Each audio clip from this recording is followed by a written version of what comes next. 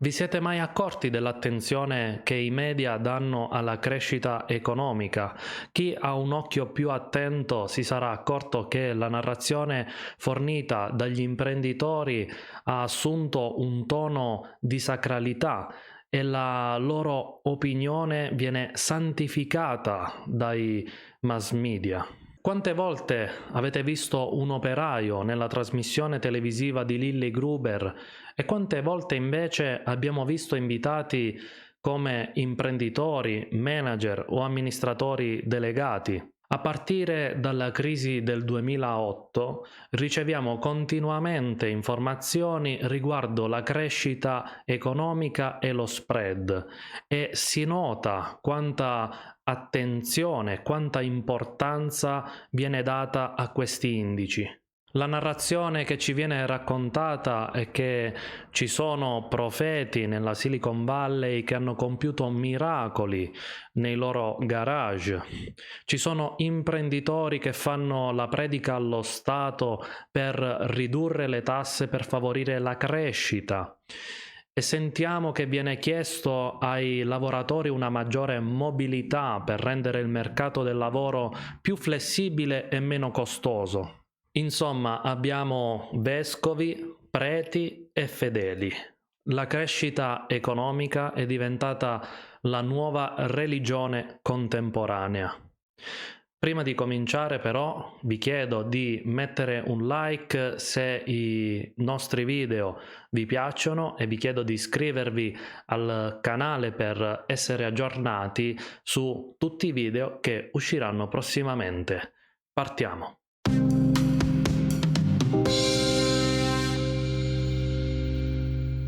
Perché la crescita ha assunto il carattere di religione? Lungi dall'avere un senso spirituale, essa dà una sensazione di salvezza, dà l'opportunità di vivere con maggiore sicurezza e promette di far vivere una vita felice. Come ha osservato Harari in Homo Deus, la crescita economica è una condizione necessaria in un mondo in cui c'è una forte spinta demografica. Affinché ci siano risorse per tutti, è necessario che esse aumentino globalmente. Immaginate una torta. Se dovesse rimanere delle stesse dimensioni, si dovrebbe sottrarre una parte a chi ha la fetta più ricca per darne a chi ha la fetta più povera. I vescovi imprenditori hanno ripudiato questa visione socialista della ricchezza. Perché mai privarsi di beni necessari alla conservazione dello status sociale solo per accontentare altre persone che non ci riguardano? A questo punto meglio allargare la torta, meglio produrre di più, in modo tale che tutti si possano arricchire indistintamente. Questa è la visione dei vescovi imprenditori riguardo la crescita economica. Ma guardando i dati, qualcosa sembra andato storto. L'indice di Gini, citato anche da Mario Draghi nel discorso di insediamento come Presidente del Consiglio, è un coefficiente che dà l'idea dell'andamento della disuguaglianza dal punto di vista economico. Guardando i dati si vede chiaramente che questo indice dagli anni 80 sta aumentando progressivamente. Quindi direi che anche senza avere una laurea in economia, qualcosa da mettere a posto c'è. Quello che ci interessa vedere in questo video è come la crescita economica ha assunto le caratteristiche di una vera e propria religione. Come ho detto in un altro video, di cui vi lascerò il link, la religione è una rappresentazione sociale con un forte impatto persuasivo. Brevemente vi ricordo che la rappresentazione sociale è un'idea o un insieme di idee condivisa da un largo numero di persone tra le quali si è formato un forte consenso e che convergono verso il conformismo. La religione è un sistema di leggi creato dall'uomo. Se vogliamo, questo soggetto era un individuo molto carismatico che è riuscito a convincere un certo numero di persone, è riuscito appunto a creare dei fedeli che diffondessero la propria idea nella popolazione sotto forma di contagio. La crescita economica come religione tocca il nostro lato più profondo. La ricchezza viene vista come una sicurezza, un qualcosa che dà protezione e ci tiene lontano dai pericoli.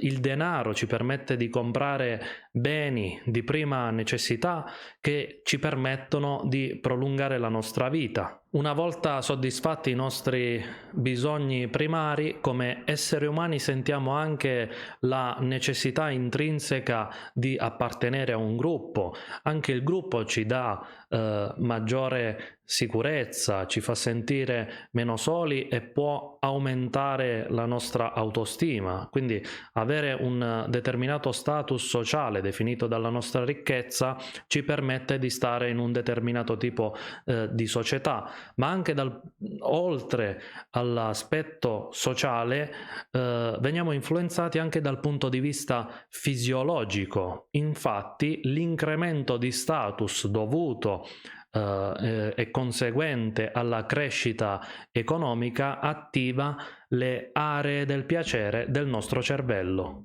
Il piacere a sua volta stimola i nostri sistemi di ricompensa, per cui sviluppiamo un attaccamento alla fonte del piacere. In questo modo anche i nostri comportamenti saranno influenzati, perché rimarrà in noi un ricordo dell'esperienza positiva che ci ha dato sollievo e quindi tenderemo inconsciamente a ripeterla. Quindi la tendenza dei fedeli della crescita economica sarà quello di perpetuare l'accesso alla soddisfazione ricercando continuamente l'incremento di status e l'incremento di ricchezza. In questo modo si diventa schiavi, si diventa fedeli.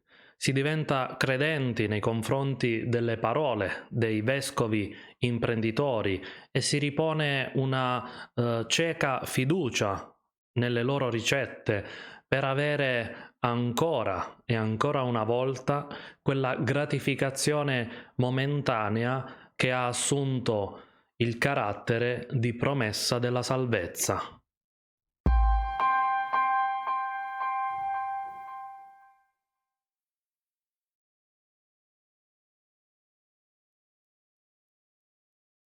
Ti ringrazio per aver visto il video fino alla fine. Se i miei video ti piacciono, ti chiedo gentilmente di iscriverti al canale, perché può essere un grande contributo per sostenermi. Puoi farlo anche acquistando dei titoli che pubblicherò nella descrizione, grazie all'affiliazione Amazon. Alla prossima!